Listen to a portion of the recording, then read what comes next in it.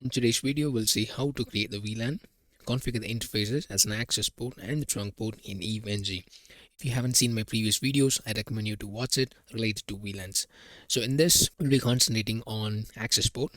Access port is nothing but when you deal with a single switch, the access port comes into play, which carries a single VLAN. To perform this lab, I just took a layer 2 switch, connected 4 switches.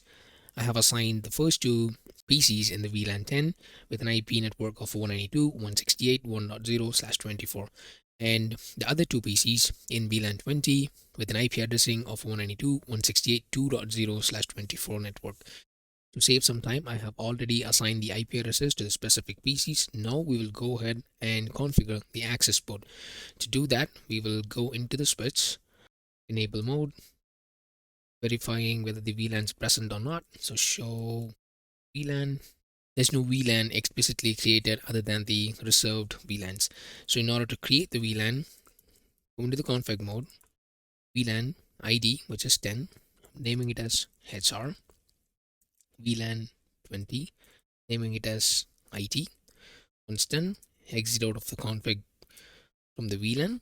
To assign these two interfaces in the VLAN 10, I'm going to use interface range command, Ethernet 0/0 to 1, and type switch port mode question mark, different options such as access, trunk. So we are interested in the access port, so we will go ahead and type access. Once done, we will go ahead and assign those interfaces to the VLAN 10 by typing switch port access VLAN 10 and respectively the other two PCs as well. Interface 0/2 to 3, switch port access, switch port access VLAN 20. As we have done here, we will go ahead and verify the VLANs has been present or not that we have created. As you can see here, we have created the VLAN 10 and 20, namely HR and IT, and also assigned the interfaces to the VLAN 10. And now we'll verify the PCs were able to communicate the same VLAN or not. So to do that, ping 192.168.1.2. The PC3 able to communicate with the PC4. Now we'll test the PC5 to PC6. Going to ping 192.168.2.2. My bad.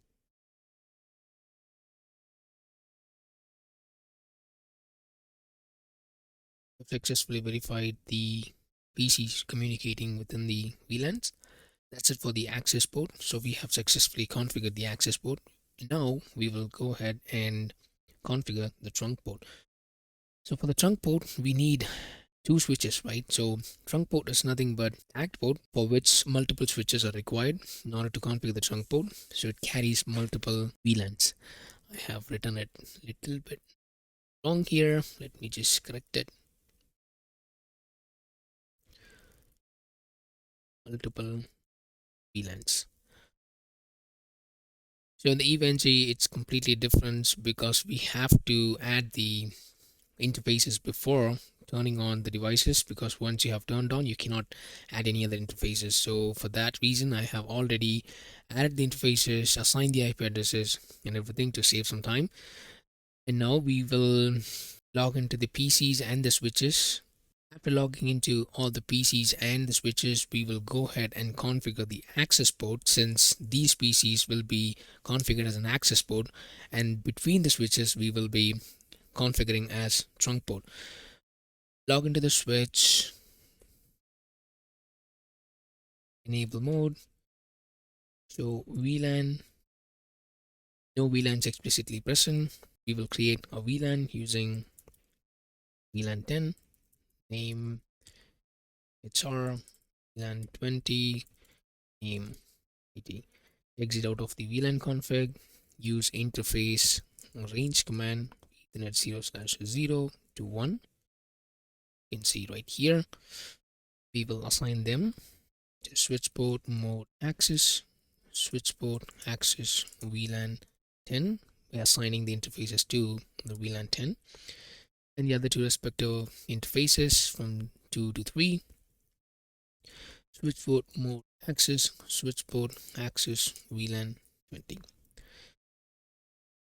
Exit out of the config, save them, and verify VLANs that we have created. As you can see, we have created the VLANs and assigned those interfaces to VLAN 10 and 20 respectively. And now we will go ahead and configure the trunk port between these two switches. First, I'll go ahead and configure the trunk port in the first switch.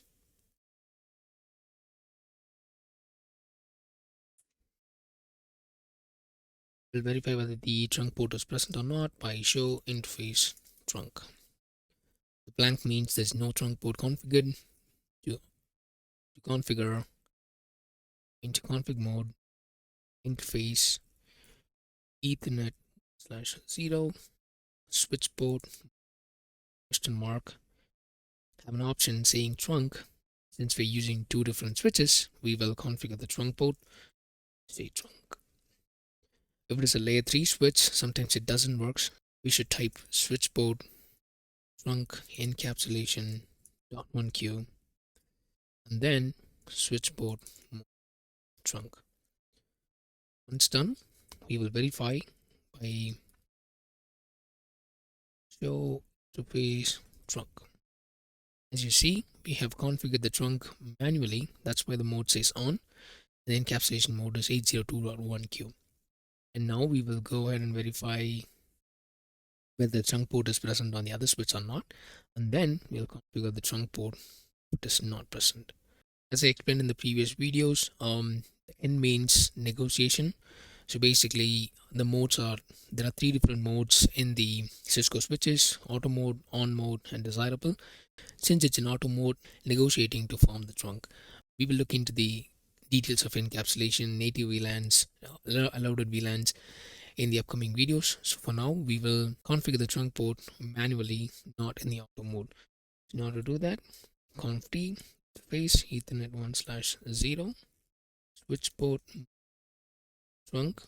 You know, it will work if it is a layer 3 switch. We will configure it as switch port trunk encapsulation .1q. I will explain about detailing about the encapsulation protocol or encapsulation method in the upcoming videos. Switch port trunk. Once configured, save it, show interface trunk. Now it becomes on mode because we have manually configured the trunk port. Last but not least, we will go ahead and verify whether the PCs in the VLAN 10 from the first switch were able to communicate with the VLAN 10 devices in the switch 2. Let me log into the first switch. Ping 92.168.3. As we can see, the VLAN 10 device were able to communicate with the VLAN 10 device on the other switch as well. Now we will capture the packets using the Wireshark to verify the Ethernet frames and the 802.1q VLAN frames. So if a packet is sending from within locally, meaning that within the switch, the 802.1q frame will not be added. But if the packet is sent across to the other switch, then the VLAN frame is added. We can verify using Wireshark. I'm going to capture Ethernet 0/0, which is present within the switch. And I will also capture the packet which is going out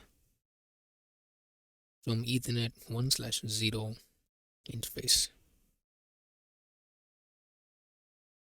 Now we will ping the 1.3 again, the count of 1, verify the packet in the Wireshark. You see here, the packet goes within the switch will be not tagged. It will be access port, so you can see only the Ethernet frame right here. As a packet goes through the switch, you can see the 802.1q VLAN packet.